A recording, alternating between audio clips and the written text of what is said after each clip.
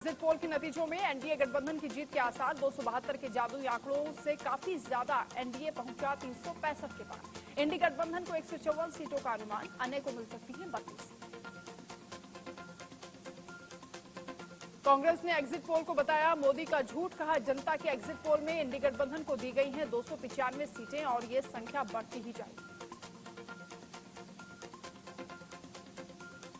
लोकसभा चुनाव के अंतिम चरण का मतदान हुआ खत्म। जेपी नड्डा, अनुराग ठाकुर समेत सभी दिग्गजों ने वोट डाले। 59% हुआ मतदान। बीजेपी के राष्ट्रीय अध्यक्ष जेपी नड्डा ने कहा दुनिया के सबसे बड़े लोकतंत्र के सबसे बड़े चुनाव उत्सव का 7वां चरण संपन्न हुआ। इसके सफल आयोजन के लिए चुनाव आयोग को धन्यवाद दिया। पटना में शनिवार को बीजेपी कैंडिडेट रामकृपाल यादव पर फायरिंग से सियासी गलियारे में हड़कंप मच गया। बाल बाल बचे सांसद रामकृपाल। हमलावर मौके से फरार हो गए। कार सवार एक समर्थक को चोट भी लगी। छानबीन में जुटी है पुलिस। घटना पर बोले रामकृपाल, मुझे एक पोलिंग बूथ पर अवैध तरीके से महिला विधायक के घुसने की खबर मिली और उस बूथ का निरीक्षण कर लौटने के दौरान तिनेरी गांव में जब मैं समर्थकों से मिलने पहुंचा तभी अचानक 20 से 25 लोगों ने घेर कर उन पर हमला कर दिया। अरुणाचल विधानसभा चुनाव के लिए वोटों की गिनती जारी। मतों की गिनती सुबह 6 बजे से चल रही है। मतों की गिनती के लिए 2000 से ज्यादा कर्मी तैनात। सिक्किम की 32 विधानसभा सीटों पर हुए चुनाव के लिए भी काउंटिंग जारी है। 8 स्वतंत्र उम्मीदवारों समेत कुल 146 उम्मीदवारों की किस्मत का आज फैसला होगा। छत्तीसगढ़ के प्रसिद्ध कथावाचक प्रदीप मिश्रा का बयान बना चर्चा का विषय। रायपुर में प्रदीप मिश्रा ने लव मैरिज न करने से हिंदुओं को 4 बच्चे पैदा करने की नसीहत दी। भारतीय क्रिकेटर पूनम यादव को धमकी, कहा जमीन खाली कर दो वरना जबरन कराएंगे जमीन खाली। मौजूदा वक्त में रेलवे टीम की कप्तान हैं पूनम यादव।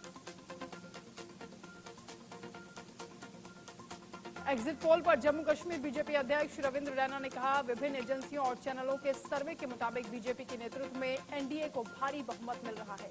देश की जनता ने तीसरी बार पीएम मोदी पर असीम भरोसा किया है। एग्जिट पोल पर गोवा के मुख्यमंत्री प्रमोद सावंत ने कहा एग्जिट पोल में अलग अलग आंकड़े सामने आ रहे हैं, लेकिन एक बात है कि बीजेपी एनडीए को 360 के आसपास सीटें मिल रही हैं। 4 तारीख को जब परिणाम आएंगे तो एनडीए गठबंधन 400 पार हो जाएगा। लोकसभा चुनाव 2024 के एग्जिट पोल पर केंद्रीय मंत्री और संबलपुर लोकसभा क्षेत्र से बीजेपी उम्मीदवार धर्मेंद्र प्रधान ने कहा कि पीएम मोदी का डंका देश में एक बार फिर बज रहा है और प्रचंड बहुमत के साथ मोदी एक बार फिर से देश के पीएम बनेंगे। एग्जिट पोल पर मध्य प्रदेश के मुख्यमंत्री मोहन यादव ने कहा कि मैं टीवी पर देख रहा हूं, एग्जिट पोल के मुताबिक फिर से मोदी जी की सरकार बनेगी। कांग्रेस के राष्ट्रीय अध्यक्ष मल्लिकार्जुन खड़गे के बयान और एग्जिट पोल पर मध्य प्रदेश के पूर्व सीएम शिवराज सिंह चौहान ने कहा है कि इन बयानों पर उनको भी यकीन नहीं। वो 4 जून तक कुछ न कुछ कहते रहेंगे, लेकिन तथ्य यही है कि पीएम मोदी देश के लोगों का विश्वास जीत गए हैं और लोगों ने यकीन किया है, पीएम मोदी को वोट दिया है। 400 पार एनडीए करेगा और अकेले बीजेपी 370 पार करेगी। एग्जिट पोल पर कांग्रेस नेता शशि थरूर ने कहा कि हम पूरे देश में घूम घूम कर प्रचार कर रहे हैं, हमें पता है कि जमीनी हकीकत क्या है। एग्जिट पोल पूरी तरह से अवैज्ञानिक है। एग्जिट पोल पर राजस्थान के मुख्यमंत्री भजनलाल शर्मा ने कहा कि देश की जनता ये जानती है कि मोदी जी जो कहते हैं वो करते हैं। विश्वास के साथ कह सकता हूं कि जो नारा हमने 400 पार कर दिया, 4 जून को बहुमत के साथ बीजेपी आई। एग्जिट पोल पर राजनांदगांव लोकसभा सीट से कांग्रेस उम्मीदवार भूपेश बघेल ने कहा कि एक बात सामान्य है जो सभी मेन स्ट्रीम मीडिया में दिख रही है कि सभी ने तमिलनाडु, केरल और फिर कर्नाटक के साथ तेलंगाना में एग्जिट पोल की शुरुआत की। 4 जून को परिणाम भी आएंगे, अभी तो सवाल टीआरपी का है। एग्जिट पोल पर उत्तराखंड के मुख्यमंत्री पुष्कर सिंह धामी ने कहा कि सभी एग्जिट पोल में बीजेपी एनडीए को बहुमत दिखाया गया। ये आंकड़े 4 जून को और बढ़ेंगे। ये प्रधानमंत्री की नीति और नीयत की जीत है। नकारात्मक एजेंडे की बुनियाद पर इंडी गठबंधन के घटक दल आपस में संघर्ष करते रहे और सामूहिक नेतृत्व का अभाव रहा। 4 जून को स्पष्ट हो जाएगा कि पीएम मोदी के नेतृत्व में तीसरी बार एनडीए की सरकार बनेगी। छत्तीसगढ़ के मुख्यमंत्री अरुण साव ने एग्जिट पोल पर कहा कि ये एग्जिट पोल जनता का रुझान और बीजेपी एनडीए के अनुमान के नजदीक पहुंचा है। यह आंकड़ा और बढ़ेगा और 4 जून को एनडीए 400 पार करेगा। एग्जिट पोल पर बोले झारखंड कांग्रेस अध्यक्ष राजेश ठाकुर, एग्जिट पोल को सटीक नहीं मानना चाहिए क्योंकि फिर चुनाव का मतलब क्या रह गया। 2004 में भी इसी तरह के एग्जिट पोल दिखाए गए थे जो सटीक नहीं थे। 2004 और 9 में बीजेपी को एग्जिट पोल में बहुत ज्यादा सीटें दी गई थी, लेकिन वो सत्य नहीं था। एग्जिट पोल पर गिरिराज सिंह ने कहा कि देश ने पीएम मोदी को स्वीकारा है और खटाखट फटाफट करने वालों को वापस भेज दिया। ये कांग्रेस का नाटक है। वो 4 जून को ही यही कहेंगे कि ईवीएम खराब है। ये जनता का फैसला नहीं है, ये ईवीएम का फैसला है। बिहार के उप मुख्यमंत्री विजय सिन्हा ने एग्जिट पोल पर कहा कि पीएम मोदी की गारंटी पर लोगों को विश्वास है और उस विश्वास का बटन दबाकर लोगों ने कमल खिलाया है। हम प्रार्थना करते हैं कि यह अनुमान परिणाम में तब्दील हो। लोकसभा चुनाव 2024 के एग्जिट पोल पर आप नेता संजय सिंह ने कहा कि एग्जिट पोल बीजेपी के दफ्तर में तैयार किया गया। मैं ये समझता हूं कि ये मोदी सरकार का एग्जिट पोल है। जो जनता का एग्जिट पोल है उसमें इंडी गठबंधन को 295 से ज्यादा सीटें मिली। एग्जिट पोल पर बोले रमन सिंह, देश भर में जिस तरह के नतीजे दिख रहे हैं उससे पता चलता है कि ये देश सनातन के रास्ते पर आगे बढ़ेगा, जो प्राचीन होने के साथ साथ सबसे आधुनिक भी है।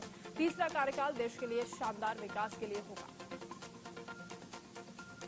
एग्जिट पोल पर बोले कर्नाटक के पूर्व सीएम बसवराज बोम्मई, कोविड के बावजूद आर्थिक विकास और समावेशी विकास में सभी लोगों की भागीदारी के चलते हमारे प्रधानमंत्री नरेंद्र मोदी और बीजेपी एनडीए को तीसरी बार जीत मिलने जा रही है। अगले 5 साल इस देश के विकास के लिए बहुत महत्वपूर्ण और निर्णायक होंगे। एग्जिट पोल पर बोले राजस्थान सरकार में मंत्री राज्यवर्धन सिंह राठौर, अभी जो एग्जिट पोल दिख रहे हैं ये कहते हैं कि मोदी की गारंटी और मोदी पर विश्वास लोगों को हुआ है।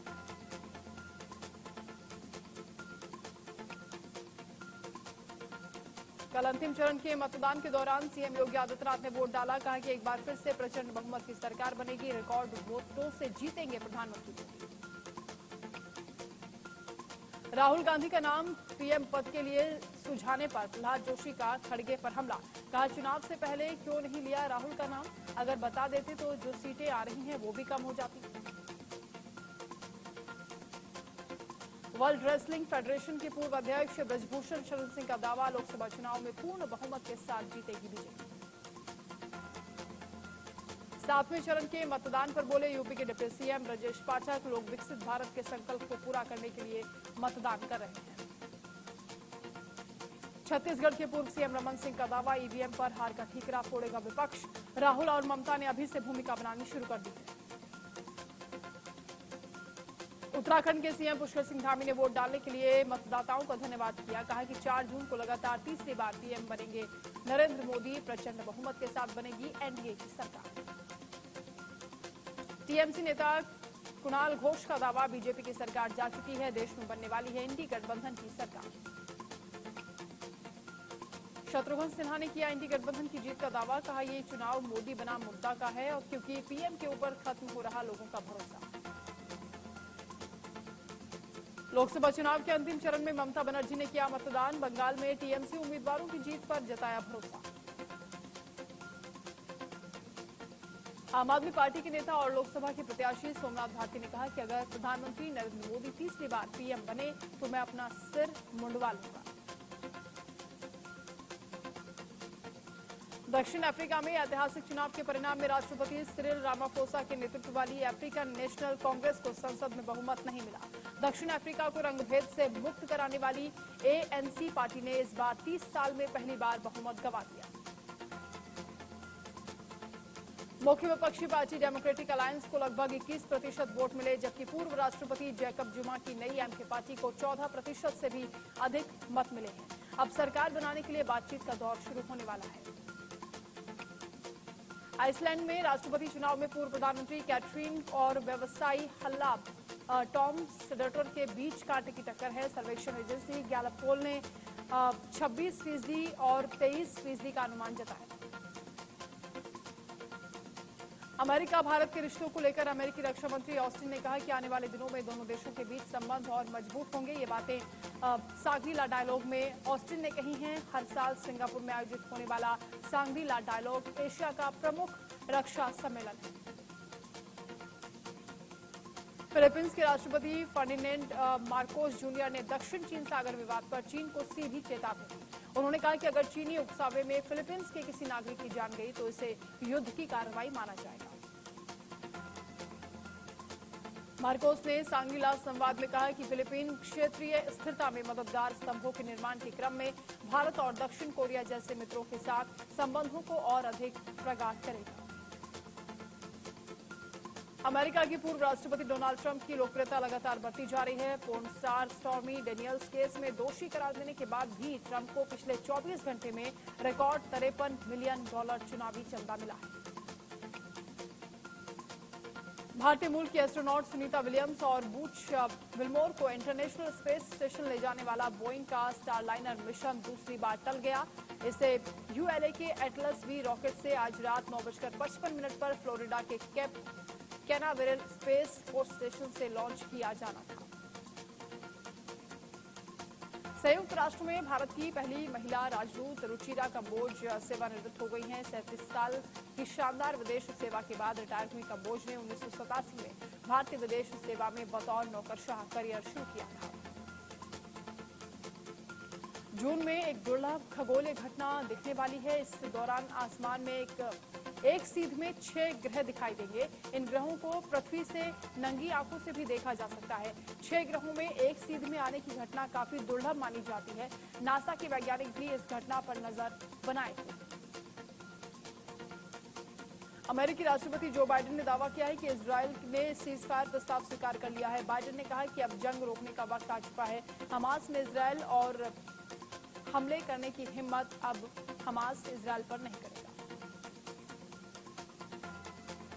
अमेरिकी राष्ट्रपति जो बाइडेन के मुताबिक शांति प्रस्ताव को कतर के जरिए हमास को भिजवा दिया गया है। राष्ट्रपति बाइडेन ने कहा कि शांति प्रस्ताव में युद्ध विराम, इजरायली बंधकों की रिहाई और गाजा के रिहायशी इलाकों का पुनर्निर्माण शामिल है।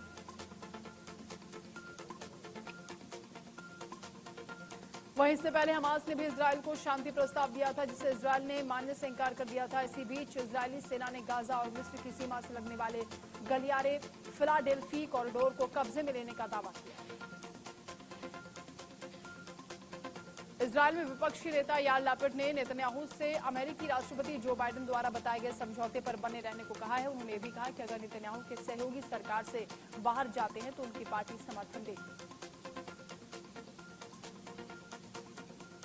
रूस यूक्रेन के बीच युद्ध के दौरान एक बड़ा समझौता हुआ। समझौते के तहत दोनों देशों ने युद्ध में बंदी बनाए गए सैनिकों और आम नागरिकों की अदला बदली की है। इससे दर्जनों परिवारों में खुशी की लहर दौड़ पड़ी।